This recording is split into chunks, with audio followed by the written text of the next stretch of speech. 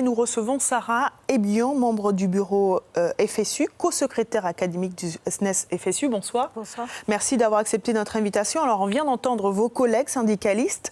Quel est votre ressenti, vous, après les annonces du Premier ministre ? On ne peut être qu'en colère, parce qu'on se demande si vraiment le gouvernement est sourd à toutes les revendications. Sous prétexte de négociation, en fait, il n'a rien entendu. Il a même réussi à mobiliser tous les syndicats contre. Finalement, après son annonce, les seuls qui sont satisfaits, c'est le MEDEF. Tous les syndicats sont contre. Alors, quand on organisait cette interview, vous parliez d'une tentative de division des citoyens.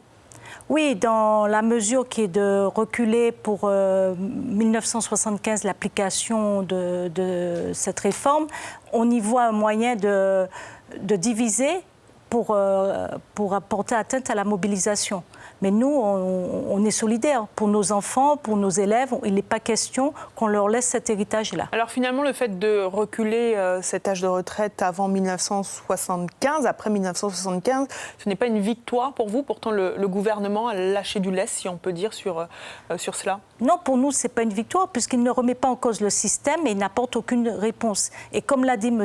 Niederkom, pour l'UTG, c'est quand même l'allongement du temps de travail, puisque l'âge pivot, c'est-à-dire, ça veut dire quoi l'âge pivot ? C'est-à-dire avoir une retraite en plein temps. C'est vraiment un point de crispation quand on entend les syndicalistes. Oui. Cet âge pivot, c'est vraiment le point de crispation. Oui. Pourquoi vous êtes autant opposé à cet âge pivot ? Depuis la dernière réforme, on a allongé de 60 ans à 62 ans. Ça avait été déjà une atteinte à ce qu'on voulait. Et l'une des garanties du gouvernement, c'était qu'on ne touchait pas à l'âge de la retraite. Je rappelle, c'était 62 ans. Alors, sous prétexte qu'on pourra partir à 62 ans, il laisse entendre que 64 ans, c'est pour avoir une retraite. C'est une façon déguisée d'allonger le temps. Et ça, c'était le point de départ des négociations. Alors, le Premier ministre est aussi engagé à revaloriser rapidement la retraite minimale à 1 000 €. C'est une avancée pour vous ? C'est un faux problème, puisqu'il faut cotiser un temps plein au niveau du SMIC.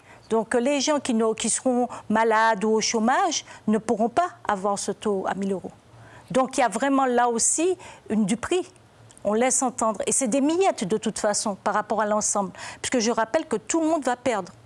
Alors, vous êtes professeur d'histoire-géographie, vous ne serez plus impacté par cette nouvelle réforme de retraite après les annonces du Premier ministre.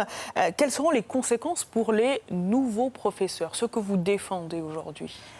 Alors, déjà, ils vont perdre entre 500 et 900 € par rapport au système actuel. En plus, on va vers le flou parce que c'est un système très individuel.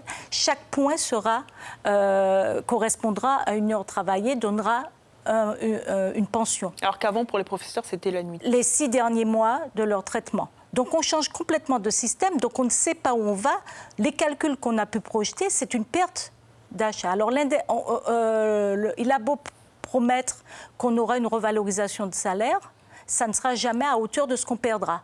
Et en plus, cette revalorisation salariale, elle est adossée à des annonces qu'a fait notre ministre de tutelle, M. Blanquer, qui est une remise en cause de nos statuts et en particulier de notre temps de travail. Et est-ce que vous avez peur finalement qu'avec ce nouveau système de retraite, le métier de professeur soit dévalorisé, qu'on n'ait plus envie d'aller vers cette branche de professeurs ? C'est déjà le cas, puisque au moment des concours, on ne fait pas le plein. Et en plus, on voit qu'il y a une précarisation constante des enseignants, c'est-à-dire qu'on a recours massivement, et on a l'impression que c'est la volonté, on a un recours massif aux contractuels. Alors, on l'a bien compris, le Premier ministre n'a pas apporté des réponses. De votre point de vue, quelle sera la suite à donner sur le plan local notamment ? Alors, il y a une intersyndicale interprofessionnelle dans laquelle nous sommes engagés depuis la journée du 5 décembre. Demain, nous nous réunissons pour voir les modalités, mais la journée phare va être celle du 17 décembre, même si dès demain, on soutient toutes les formes d'action localement au sein des établissements, mais nous essayons de mettre en place une journée massive pour le 17. Merci Sarah Ebian d'avoir répondu à nos questions. Merci encore. Suivez l'info sur Guyana Première, télé, radio et Internet.